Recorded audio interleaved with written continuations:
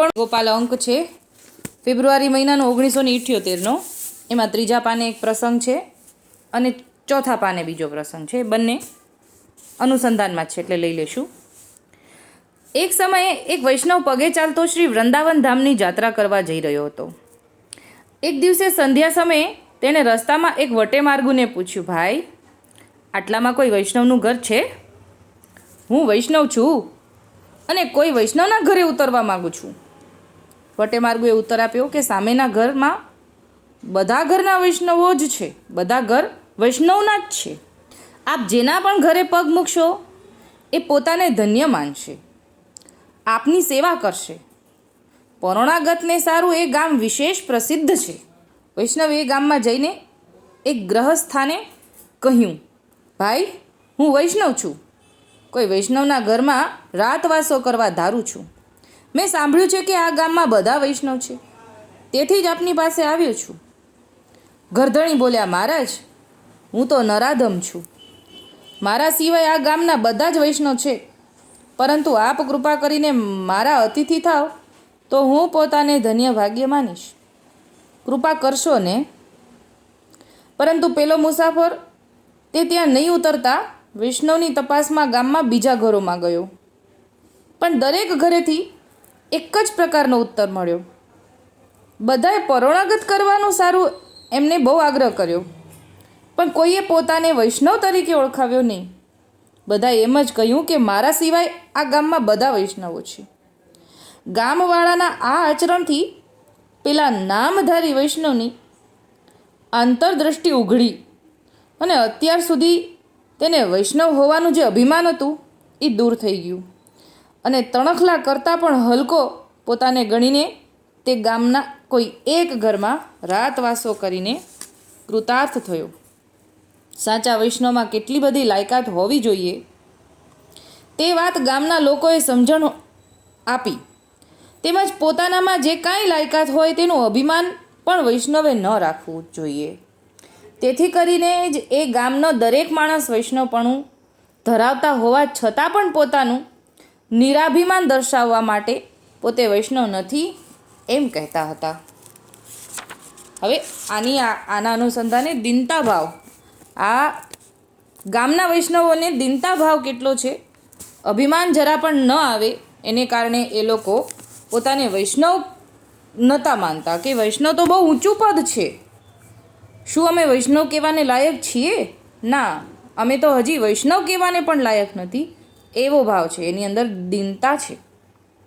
તો હવે દીનતાનો એક પ્રસંગ છે કે પુષ્ટિમાર્ગમાં દાસભાવ કે દીનતા મુખ્યત્વે ખાસ કરીને છે. તેમાં જે જીવ અધિકાર ભોગવે છે, અધિકાર કહેતા પાવર, અહંકાર એ ભોગવે છે તો ભગવત ભાવ રહેતો નથી. જય વિજય દ્વારપાલ દ્વાર રોકવાનું કામ કરતા હતા, તેથી તેણે સનકાદિકને રોક્યા હતા. એટલે દ્વારપાલનું અધિકારીપણું મળ્યું હતું, પણ એણે પાવરનો દુરુપયોગ કર્યો કે સનકાદિકને અંદર જતા રોક્યા.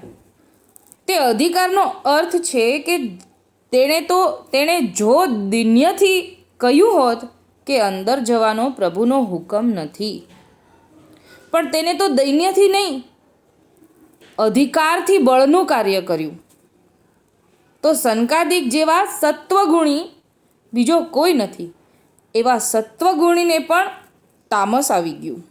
તે જય વિજયને આસુર યોનિ આપવાનું કારણ ફક્ત એનું પાવર હતું. પાવરથી અને અધિકારથી એમને રોક્યા. એ જ કારણે ભૂતલમાં આસુર યોનિમાં એમને આવવું પડ્યું. અધિકાર, મદ કે સબળપણું કોઈ પણ પ્રકારનું હોય તેમાં દૈન્ય રહેતું નથી.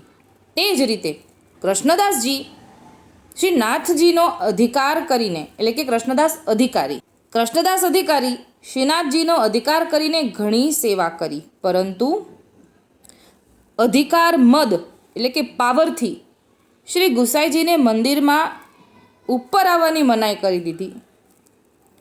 શ્રી ગુસાઈજીની સેવા છોડાવી દીધી.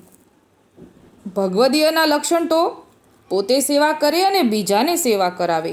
એટલે આપ સેવા કરી શીખવે શ્રીહરિ. આ વાક્યની યાદી અધિકાર પાવર વાપરવાવાળાને યાદ રહે જ નહીં. બીજાની સેવા છૂટી જાય છે એનું એને ભાન જ નથી રહેતું. અને તેથી જ એ આંધી મદ લઈને રામદાસજી જેવા જે હંમેશા શ્રી ગુસાઈજીના દર્શનના આગ્રહી હતા તેને પણ ગુસાઈજી પાસે જવા ના પાડી દીધી. રામદાસ ભીતરિયાની વાત છે અહીંયા કે રામદાસ ભીતરિયાજીને પણ ગુસાઈજીને મળવાની ના પાડી દીધી. અધિકારપણું ભોગવવા માટે દુરુપયોગ કર્યો એવું ઉદાહરણ અહીંયા સમજાવવા માંગે છે.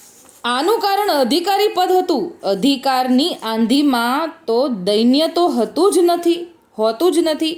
અને દૈન્ય છે તે ભગવત ભાવ છે. જ્યાં ભાવ ગયો ત્યાં સેવા કહેવાય જ નહીં, માત્ર લોકવત થઈ જાય. તો દિનતા તો હંમેશા જાળવી રાખવી પડે. કાંઈ પણ જો દિનતાને કારણે અધિકાર મળ્યો છે તો એ અધિકાર પણ દિનતાથી જ આપણે સેવા કરવાની છે. એ દિનતાથી જ મળ્યો છે અને દિનતાથી જ નિભાવવો રહ્યો અધિકાર. આપણને એ આ વાતમાં સમજાવ્યું છે. દિનતા દ્વારા અધિકાર મળ્યો અને એનો અધિકારનો દુરુપયોગ કર્યો તો એ દિનતા પહેલાં જતી રહી અને પછી અધિકાર જતો રહે અને પછી આપણી પાસેથી ઠાકોરજી ક્યારે જતા રહે એની ખબર પડતી નથી. આપણને આ વાતમાં આપણે એ શીખ્યા. તો દિનતા તો મુખ્ય છે મારવાલા. અત્યારે આટલું જ બોલીને મારી નાની વાતને વિરામ આપું છું. બોલ શ્રી ગોપાલ લાલ કી જય.